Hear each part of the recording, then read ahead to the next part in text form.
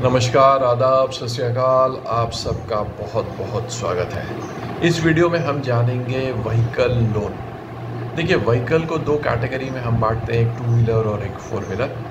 Two wheeler में basically आपको अपने टू व्हीलर के लिए लोन दिया जाता है, और जब आप ऐसा लोन लेते हैं तो आपको जो आपकी रजिस्ट्रेशन बुक है उसमें भी ये मार्क कर दिया जाता है कि इस व्हीकल के सामने लोन लिया गया है। जब आप अपने लोन को क्लियर करते हैं तो आपको आरटीओ में जाके भी इस लोन को जो मार्किंग की है उसको निकालना पड़ता है, अन्यथा आपके व्हीकल के रजिस्ट्रेशन पे लोन बैंक का दिखेगा। जब आप बेचेंगे अपनी टू व्हीलर को तभी भी आपको बायर ये बोलेगा कि मेरे को ये लोन का जो मार्किंग है, लीन है, उसको निकाल के दीजिए। अच्छा, अब हम आते हैं कार लोन पे, क्योंकि कार लोन एक बहुत ही आम लोन हो गया है। अक्सर लोग गाड़ी खरीदते रहते हैं और उसके लिए वो लोन लेते हैं। लोन लेने के लिए क्या होता है? लोन लेने के लिए बेसिकली आप बैंक में जाते हैं, बैंक से लोन लेते हैं और आपको मैक्सिमम 7 साल के लिए व्हीकल के लिए लोन दे दिया जाता है। जब आप लोन लेते हैं तो आपकी इनकम देखी जाती है, आपकी रीपेमेंट कैपेसिटी देखी जाती है, ये भी देखा जाता है कि आपने कोई और लोन चला रखा है कि नहीं चला रखा है, आपका रीपेमेंट का ट्रैक रिकॉर्ड क्या है। उसके बेसिस पे आपका व्हीकल लोन सैंक्शन होता है।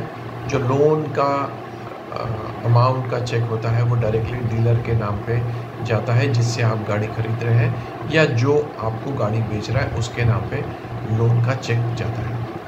जिस दिन चेक निकलता है उस दिन से आपका ब्याज चालू हो जाता है। मैक्सिमम 7 साल के लिए आप अपना व्हीकल लोन चला सकते हैं। आप चाहो तो इस लोन को जल्दी भी बंद कर सकते हो जब आपके पास कहीं से धनराशि आ जाए। सबसे ज़रूरी बात, आप अगर कमर्शियल व्हीकल के लिए लोन ले रहे हैं तो आपको अपनी गाड़ी के पीछे कुछ बैंक वाले इंसिस्ट करते हैं कि आप उस पर लिखवाइए, पेंट करवाइए, hypothecated to so and so bank. अगर आप प्राइवेट व्हीकल के लिए लोन ले रहे हैं तो आपको ऐसा कुछ करवाने की ज़रूरत नहीं है। आपका आरटीओ में लीन क्रिएट हो जाता है, मतलब आप आरटीओ में भी मार्किंग हो जाती है, और आप जब अपनी गाड़ी का इंश्योरेंस लेते हैं तो इंश्योरेंस में भी वो बैंक का नाम आना ज़रूरी है, ऐसा बैंक वाले इंसिस्ट करते हैं। उसका रीज़न ये है कि इन केस आपकी गाड़ी का एक्सीडेंट हो जाए तो जो भी धनराशि इंश्योरेंस से मिलेगी उस पर सबसे पहला राइट बैंक वालों को होगा। इन केस कुछ पैसा बच जाता है, उनका लोन और इंटरेस्ट का रीपेमेंट होने के बाद वो बची हुई धनराशि आपको मिलेगी। मतलब जब आप गाड़ी के लिए लोन ले रहे हैं तो इंश्योरेंस जब कराएंगे तो इंश्योरेंस के डॉक्यूमेंट के ऊपर भी आपके बैंक का नाम आएगा, और एक्सीडेंट अगर होता है और गाड़ी बिल्कुल डैमेज होकर ख़त्म हो जाती है तो सबसे पहला राइट आपके बैंक का होगा। जब आप ईएमआई पे व्हीकल ले रहे हैं तो आप ये मान के चलिए आप ज़्यादा पैसा दे रहे हैं वो गाड़ी को ख़रीदने के लिए।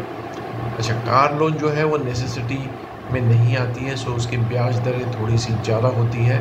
सो जब भी आप लोन लें, कंपेयर कर लीजिए कि आपको कहाँ कहाँ से लोन मिल रहा है और आपको कौन सा बैंक सबसे सस्ता व्हीकल लोन दे रहा है। Take care, bye.